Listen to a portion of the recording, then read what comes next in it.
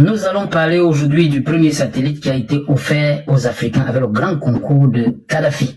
Kadhafi, le guide libyen qui a beaucoup concouru à ce que l'Afrique soit libérée. Mais les Africains ne l'ont pas compris à temps. Les Africains n'ont pas su le défendre. Il a été éliminé dans le continent africain avec le concours des Africains qui étaient des dictateurs. Ça fait quand même mal. Donc moi j'étais au courant quand même que c'est Kadhafi qui avait permis aux Africains d'avoir leur premier satellite, mais je ne savais pas trop comment. Alors je viens de tomber sur l'information et je vais la partager avec vous. Alors qu'est-ce que l'information nous dit? Pendant que certains vous enchaînent avec des prêts, comme le FMI, qui vous prête de l'argent avec des conditions contraignantes pour influencer dans vos politiques intérieures, n'est-ce pas? Et qui vous prête de l'argent de manière à ce que vous ne puissiez même pas rembourser. Et quand vous êtes trop endetté, pour se faire rembourser, le FMI fait même bas sur vos matières premières, une forme de pillage à ciel ouvert. Alors on dit, pendant que certains vous enchaînent avec des prêts, comme le FMI et la Banque mondiale, lui voulait vous libérer. Lui là c'est qui? C'est Kadhafi. Il voulait vous libérer par un satellite. Tu ne peux pas parler de souveraineté pendant que ta voix, ton internet, tes appels, tes données passent par le satellite d'un autre continent. C'est ce qui vivait l'Afrique jusqu'en 2007. Quand est-ce que les Africains vont se réveiller? On est toujours en train de dépendre des autres. Jusqu'en 2007, l'Afrique dépendait toujours des satellites, soit de l'Europe, soit des États-Unis. Là où nos appels, notre Internet, nos voix, nos données passaient forcément par eux. Donc, ils avaient tout le contrôle sur nous. On louait les satellites occidentaux pour communiquer. Comme un mendiant qui paie l'entrée pour vivre dans sa propre maison. Environ 500 millions de dollars sortaient de l'Afrique chaque année pour payer par rapport à l'utilisation des satellites occidentaux qu'on utilisait. L'équivalent de 500 millions de dollars, c'est 300 milliards de francs CFA que les Africains payaient par an, rien que pour utiliser le satellite des autres. Il y a 300 milliards de francs CFA. Voilà. Et ceci sans retour d'investissement. Vous savez que normalement, quand vous investissez, l'investissement doit produire quand même des recettes, n'est-ce pas? Non, on déversait ça comme ça. On les versait. Et puis c'était tout. Un peu comme les Africains font juste sur TikTok. Ils sont là en train de dépenser des mégas. TikTok ne leur paye rien. Hein? TikTok ne paye que dans les pays où c'est monétisé. Mais les Africains sont très actifs à TikTok. Ils dépensent de l'argent comme ça, sans économie. Il faut que dépenser dans les mégas pour regarder les vidéos, pour regarder les vidéos, pour regarder les vidéos. Et puis c'est comme ça. C'est un peu comme ça l'appauvrissement de l'Afrique. On dit donc, dès 1992, un groupe de 45 pays africains lance le projet RASCOM. RASCOM, ici, c'est quoi? C'est un projet, justement, qui est en quelque sorte un projet de construction d'un satellite de communication panafricain. Voilà, satellite panafricain de communication. Voilà. On dit donc que dès 1992, un groupe de 45 pays africains lance donc ce projet RASCOM. Un satellite panafricain pour couvrir les besoins en téléphone, en internet, en télémédecine, en télévision. Une idée pourtant géniale, mais elle a été tout de suite bloquée. Pourquoi? Parce que personne ne voulait nous financer. La Banque mondiale a refusé, le FMI a refusé, toute l'Europe a refusé, les États-Unis ont refusé. Vous comprenez que ces gens ont intérêt à ce que vous restiez sous-développés. Ça devrait servir de leçon à tous ces hommes politiques qui disent souvent que appelons les Occidentaux pour qu'ils viennent nous aider, pour qu'ils viennent nous délivrer. Si ces gens voulaient vraiment de votre bien, tous ne devaient pas refuser de vous prêter de l'argent pour que vous ayez un satellite. Ils ont refusé parce qu'ils veulent garder le contrôle sur nos données et parce qu'ils veulent nous prendre 300 milliards de francs CFA chaque année. Est-ce que vous comprenez? Ils ont intérêt à ce que vous laissiez sous-développer. Comme ça, vous allez rester un marché de consommation pour eux. Quand eux, ils fabriquent, vous achetez. Comme ça, eux, ils prospèrent, vous restez pauvres. L'Afrique est comme un agneau endormi au milieu des loups. Dans le champ géopolitique mondial, les Africains sont les plus endormis et c'est les plus grandes victimes. Parce qu'ils ne veulent pas s'assumer, ils ne veulent pas se réveiller, ils ne veulent pas comprendre la géopolitique. Ils viennent se prononcer sur la politique, ne comprenant aucun enjeu géopolitique. Et de ce fait, ils font tellement d'erreurs. Ils sont dans la cour comme des aveugles qui marchent. Ils ne comprennent rien. Parce que la politique est intimement liée à la géopolitique. Voilà. On dit donc que la Banque mondiale a refusé, le FMI a refusé, l'Europe a refusé, les États-Unis ont refusé. Tout simplement parce que l'indépendance africaine les dérange. Tant que l'on est client, ils encaissent de l'argent.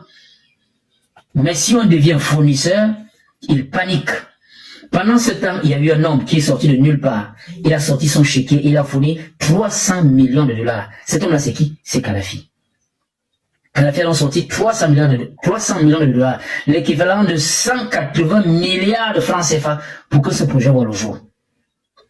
Voilà. Maintenant, puisqu'il fallait, pour que ce projet voit le jour, il fallait que la société qu'on appelle Rascom a demandé 400 millions de dollars. Voilà, sur les 400 millions de dollars, Kadhafi s'est donné 300 millions de dollars. 300 millions. Sur les 400 millions de dollars qu'il fallait. Donc, Kadhafi, lui, se donne 300 millions de dollars, l'équivalent de 180 milliards de francs CFA. Alors, pour que ce projet voit dans le jour, Kadhafi a produit 300 millions de dollars. La Banque africaine de développement a donné 50 millions de dollars. La Banque ouest africaine a donné 27 millions de dollars. L'Afrique centrale a donné quoi? L'Afrique centrale. L'Afrique la plus endormie, quoi. La partie de l'Afrique la plus somnambule. Mais c'est les vantards, c'est les jouisseurs, c'est-à-dire qu'ils se jouent les riches, mais c'est les derniers. Quand on parle d'Afrique francophone, c'est là-bas les derniers même. Pourtant, c'est la partie de l'Afrique la plus riche. Ils savent seulement faire du tapage. Ils engraissent se jouent les riches, ils s'excluent, ils ne s'aiment pas. Ils sont tellement divisés qu'ils sont les derniers d'Afrique. Regarde l'Afrique du Nord, en avance. Regarde l'Afrique du Sud, que ce soit le Zimbabwe, l'Afrique du Sud même, que ce soit tous ces pays d'Afrique du Sud là, ils sont en avance. L'Afrique de l'Est en avance. L'Afrique de l'Ouest en avance d'Afrique centrale est Tombouctou. À cause des divisions, à cause de la xénophobie, à cause de la corruption, la non-compréhension de la géopolitique. On a toujours des grands intellectuels, bac plus 2, bac plus 8, qui sont en réalité des diplômés vides. Ils ont su assimiler ce que le plan a voulu qu'ils assimilent. Vous les voyez les hôpitaux avec des grandes blouses, ils ne peuvent même pas fabriquer l'aspirine. Vous les voyez, ils écument les plateaux de télévision à parler le gros français. Mais ils sont les plus manipulés, ne comprennent rien de la géopolitique, rien. On va voter notre propre bourreau. Les blancs changent les présidents chez nous comme ils veulent pas. Ils passent par les filtrations politiques. Même quand on a un libérateur à la tête du pouvoir, on ne le voit plus parce qu'on ne comprend rien. On préfère que ce soit président un manipulé. Voilà là où l'Afrique centrale se retrouve. Bon, l'Afrique allait enfin avoir un satellite, son propre satellite. Le lancement a eu lieu le 22 décembre 2007, grâce à Kadhafi, qui a donné 300 millions de dollars sur les 400 millions de dollars qu'on demandait. La Banque africaine de développement a donné 50 millions de dollars, et la Banque ouest africaine a donné 27 millions de dollars. L'Afrique centrale n'a rien donné, rien. Il faut voir la bouche là. Rascom a été lancé depuis Kourou. Kourou, c'est en Guyane. En Guyane, via Rascom QAF1. C'est donc lancé à Kourou, on appelle là-bas Kourou, voilà. Bon, un satellite télécom qui devrait couvrir tout le continent. Ce jour, l'Afrique a touché les étoiles. C'était une fierté, grâce à Kadhafi. On venait à peine de lancer ce satellite que plus tard, on a détecté une fuite d'hélium. L'hélium, ça doit être une matière première avec laquelle on fait ce satellite-là. Donc, il y a fuite. Est-ce que c'est un sabotage ou est-ce que c'est un problème technique? Vous allez vous m'analyser dans les commentaires. Le satellite perd en autonomie.